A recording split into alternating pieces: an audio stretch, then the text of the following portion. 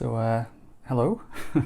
I wanted to make a video about this kind of PinSim controller that I've been working on for the last couple of weeks. So the reason that I went with something like this is I live in a pretty small apartment. A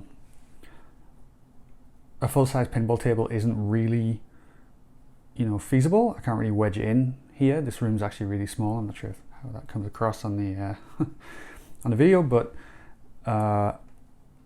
so one solution that I've been playing with lately is VR.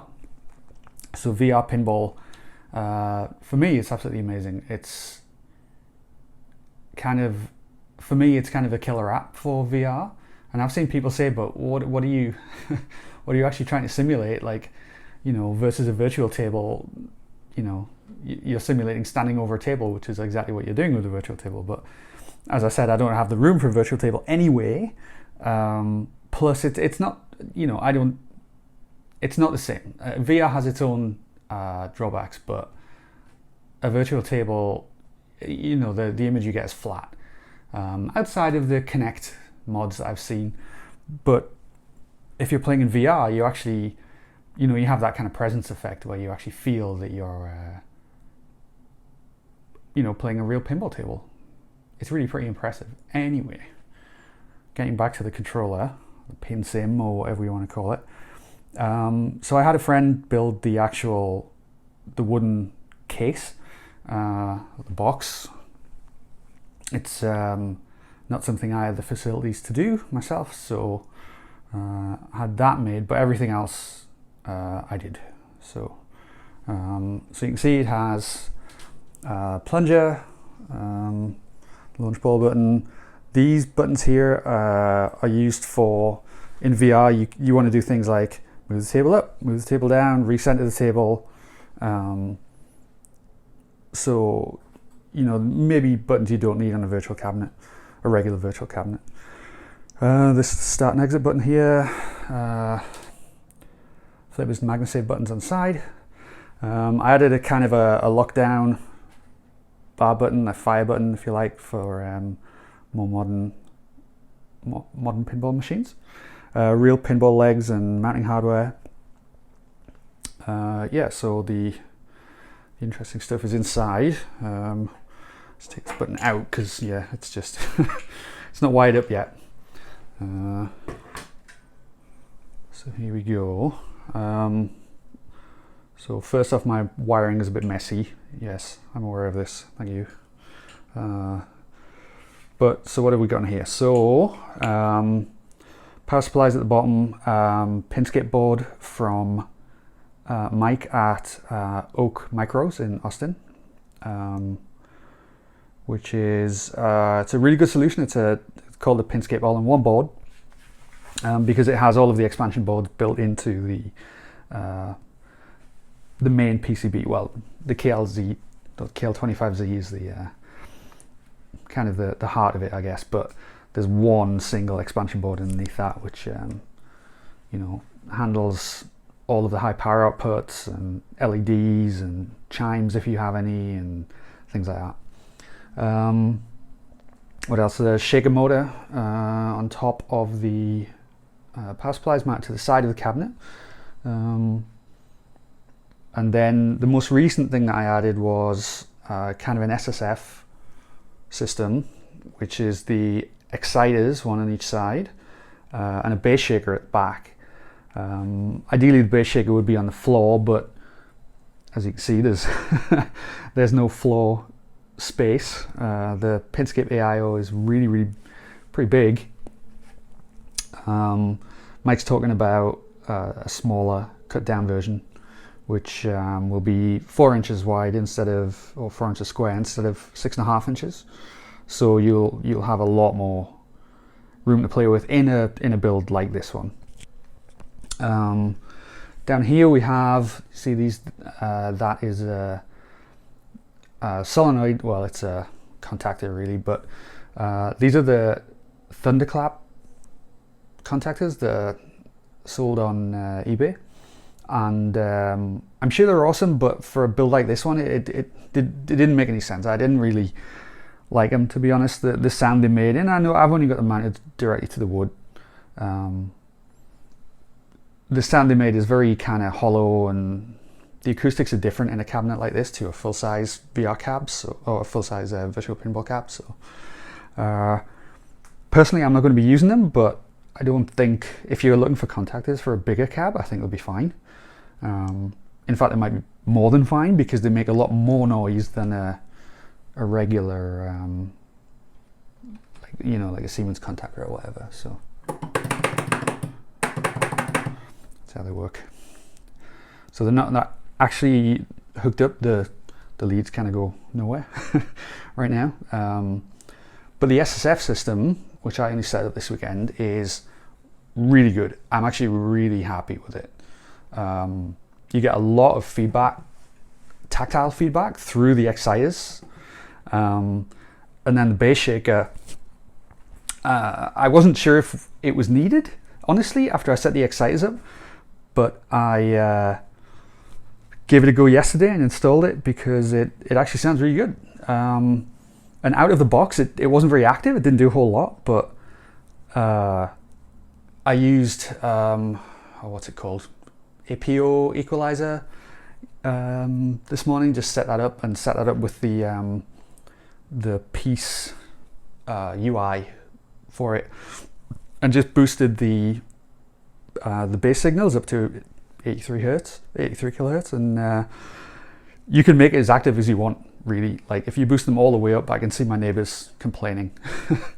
And that's actually, honestly, that's what I'm thinking about now, is, like, as I said, I live in an apartment. I don't know what my neighbors downstairs are going to think of this, because the shaker motor and the bass shaker together, they're not subtle, they're not quiet. I've got the bass shaker, the shaker motor actually is in DOF is down to 12 power out of, the max is 48.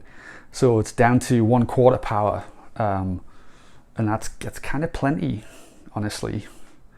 Especially in a cabinet like this, right? Which is, it's 3/4 plywood. It's the normal 3/4 inch plywood. It's the normal sort of material to make it out of, but it's obviously a lot smaller, a lot lighter than a full-size cab. So definitely not sorry I added it, but it is really quite powerful. Anyway, just to a couple of the specifics. Trying to think what might be helpful for people. I don't really know, but common ground is really important, as I found out when I first tried to get DOF working on the power outputs. I didn't have a common ground, so I created one by wiring each power supply together, and then we have basically all the grounds come off that loop. Which for me, as a wiring newbie, as an electrical newbie, was kind of unclear at first. But anyway, so the SSF setup, we have a USB hub down here, this thing with the blue light on it.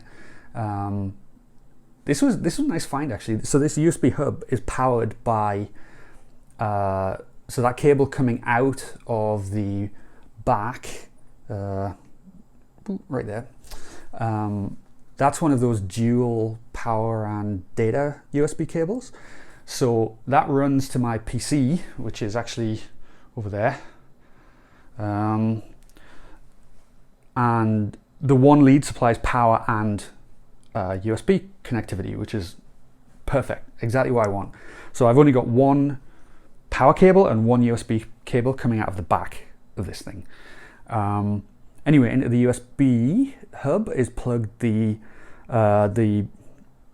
KL25Z USB lead there, and then this black thing here that's a USB sound card.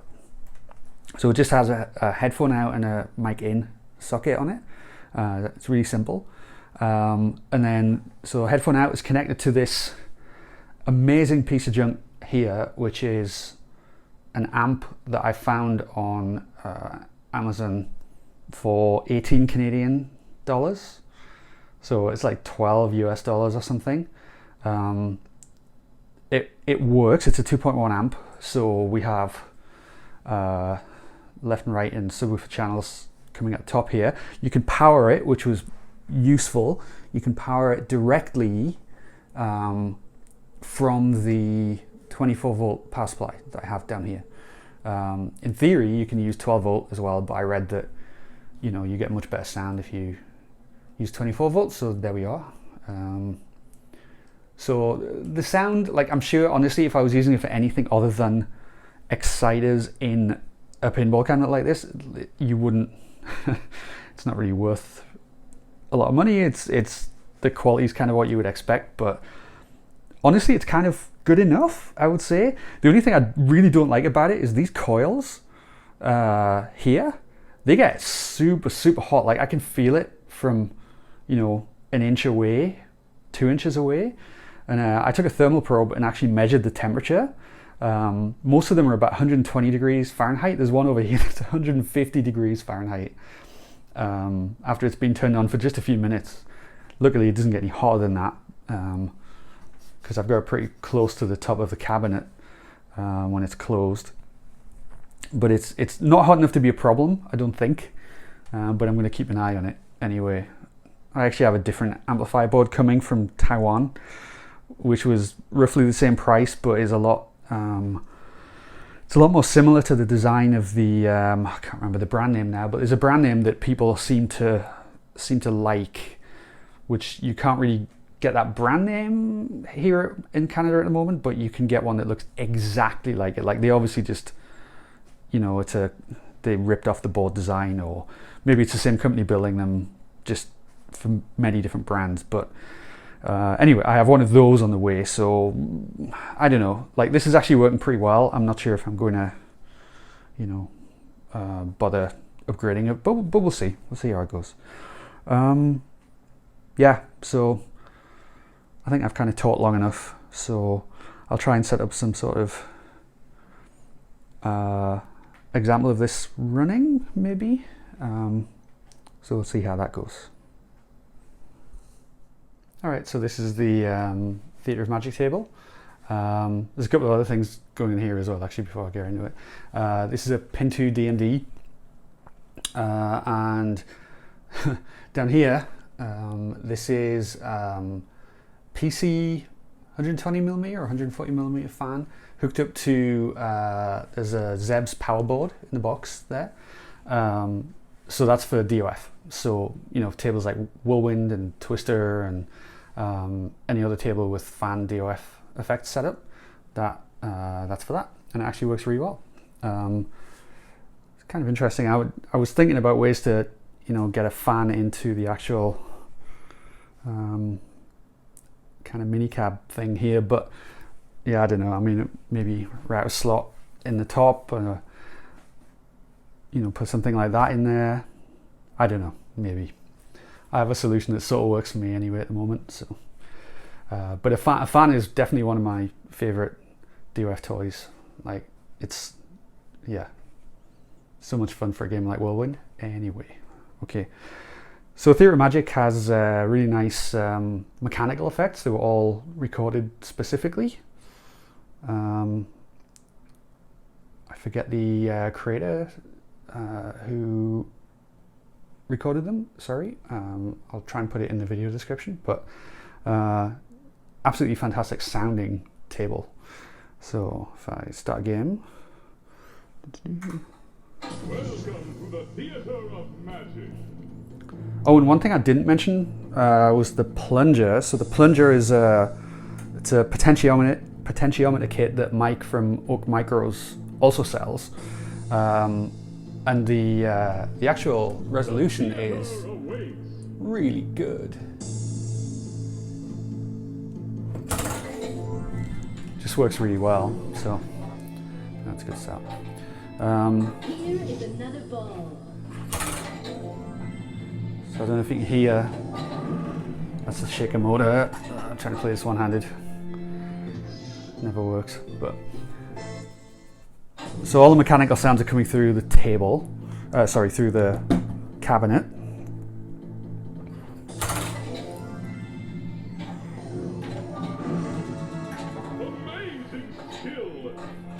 Here is another ball. Nice performance. The battle begins. Shoot for the magic trunk.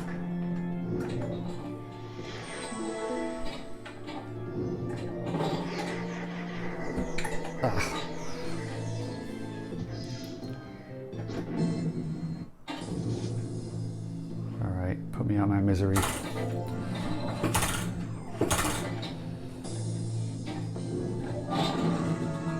Amazing skill. Trunk escape. Shoot for the trunk.